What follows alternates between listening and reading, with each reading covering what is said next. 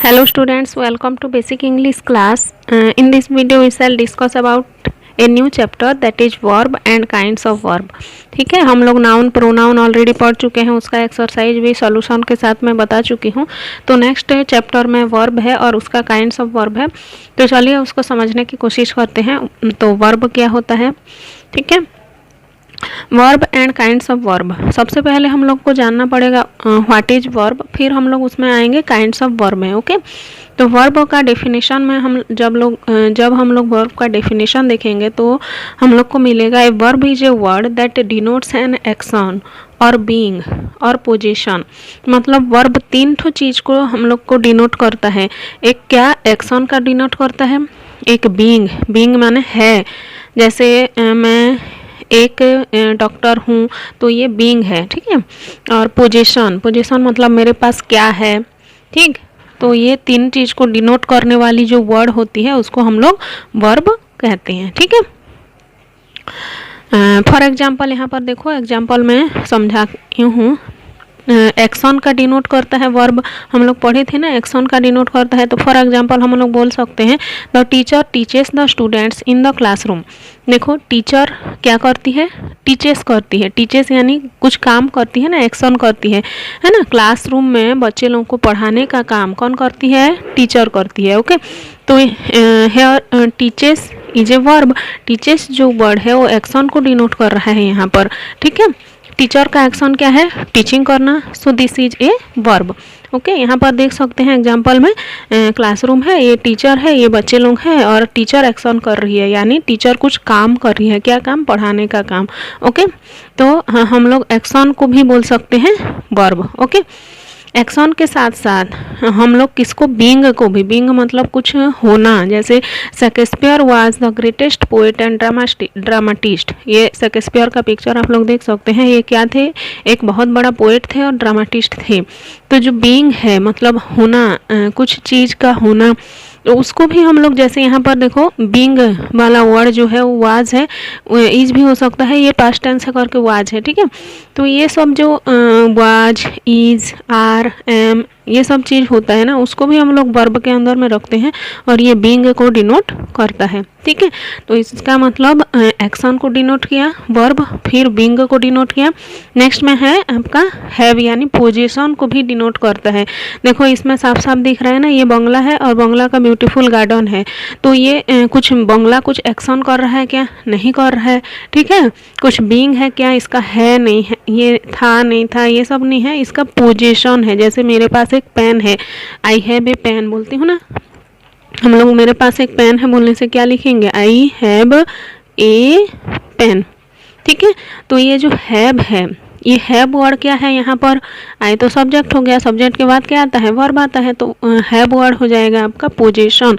Have से हम लोग को पता चलता है मेरे पास क्या पोजेस करती हूँ, मैं क्या पोजेस करती हूँ, पेन का पोजीशन है मेरे पास।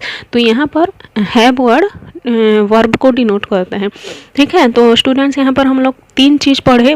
वर्ब क्या होता है, एक पोजीशन को भी डिनोट कर सकता है, एक बीइंग को भी और एक एक्शन को भी।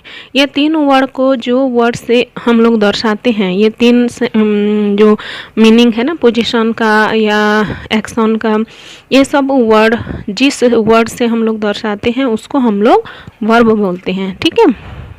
बेसिकली स्टूडेंट्स को बता दिया जाता है कि वर्ब मतलब एक्शन वर्ड होते हैं। एक्शन वर्ड भी होता है नो डाउट, लेकिन एक्शन वर्ड के साथ साथ पोजीशन और बीइंग को भी दर्शाता है वर्ब। ओके,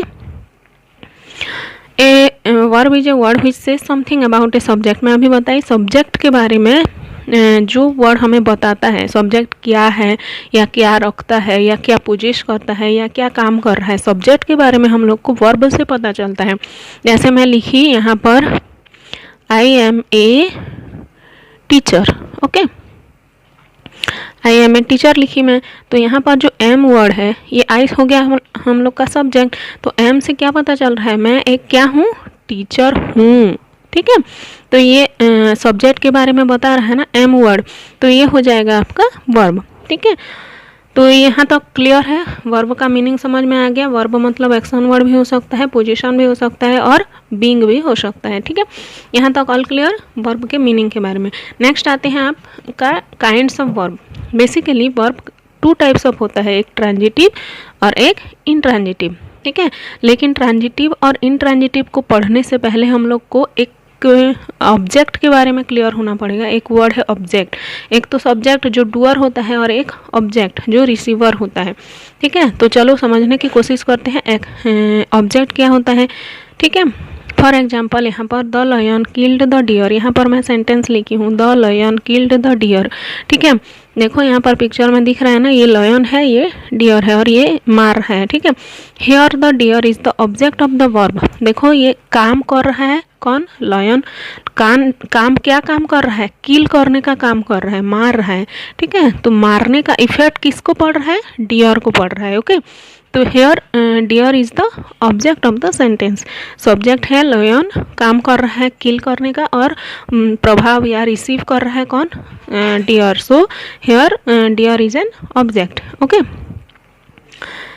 जैसे फॉर एग्जांपल मैं बोलूँगी ही हेल्प्स द पुअर, तो यहाँ पर हेल्प्स हुम, मैं किसको हेल्प की या वह किसको हेल्प करता है, पुअर को हेल्प करता है। तो यहाँ पर देखो the poor is the object of the verb.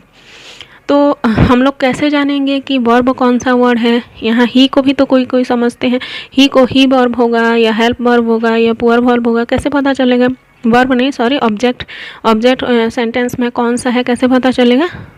तो यहाँ पर एक ट्रिक है, समझ लो। तो ये ट्रिक को अगर हम लोग फॉलो करते हैं तो ऑब्जेक्ट को हम लोग आसानी से छांट पाएंगे, ठीक है। जैसे यहाँ पर मैं लिख दी हूँ if we frame a question using the verb and the word what or whom, the word that answers the question is the object of the verb। इसका मतलब है कोई भी सेंटेंस में हम लोग जब व्हाट और हुम करके जब क्वेश्चन करते हैं, ठीक है, व्हाट और हुम का क्वेश्चन का आंसर जिस वर्ड से मिलता है उसको हम लोग ऑब्जेक्ट बोलते हैं।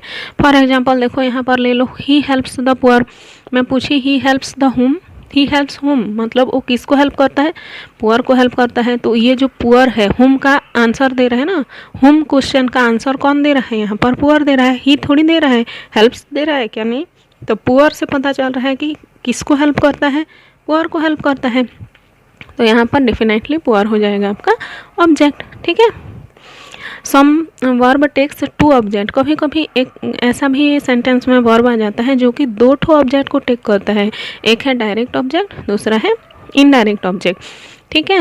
और डायरेक्ट ऑब्जेक्ट क्या होता है, direct object is directly governed by the action of the verb, it answer the question what और होम, क्या और किसको, जो शब्द से क्या और किसको का अर्थ जो शब्द व्हाट और होम का आंसर देता है उसको हम लोग डायरेक्ट ऑब्जेक्ट बोलते हैं। और direct object basically inanimate thing होता है। इनएनिमेट मतलब क्या होता है, नॉन लिविंग थिंग, ठीक है। तो ये इसमें से पता चल जाएगा आप लोगों को एग्जाम्पल से, okay. Indirect object is indirectly governed by the action, direct object directly governed by the action, indirect object indirectly governed by the action. और ये एनिमेट थिंग होता है। देखो स्टूडेंट्स इसमें कन्फ्यूज मत होना, direct subject non living things होता है और इनडायरेक्ट सब्जेक्ट लिविंग थिंग्स होता है, ओके। फॉर एग्जाम्पल यहाँ पर इससे क्लियर हो जाएगा आपका, द टीचर टोल्ड, देखो टीचर ने क्या काम किया, बोलने का काम किया, बताने का काम किया, किसको, टू होम, देम भी है, क्या चीज़, ये स्टोरी, ठीक है। तो what did the teacher tell, तो हम लोग आंसर देंगे तुमको टीचर ने क्या बोला, स्टोरी बताया। तो क्या का आंसर आ रहा है किससे, स्टोरी से, तो स्टोरी हो जाएगा आपका डायरेक्ट ऑब्जेक्ट। और किसको, to whom did the teacher tell, मतलब स्टोरी किसको सुनाया टीचर ने, तो स्टूडेंट्स हो जाएगा, ठीक है। तो स्टूडेंट या देम, ये जो देम है ना, देम हो जाएगा इनडायरेक्ट ऑब्जेक्ट, ठीक है। तो हम लोग यहाँ पर पढ़ लिए डायरेक्ट और इनडायरेक्ट ऑब्जेक्ट, ओके। पहले पढ़ लिए वर्ब, उसका मीनिंग, फिर डायरेक्ट इनडायरेक्ट ऑब्जेक्ट। तो in the next video I will discuss about transitive and intransitive verb, okay. Thanks for watching my video, thank you.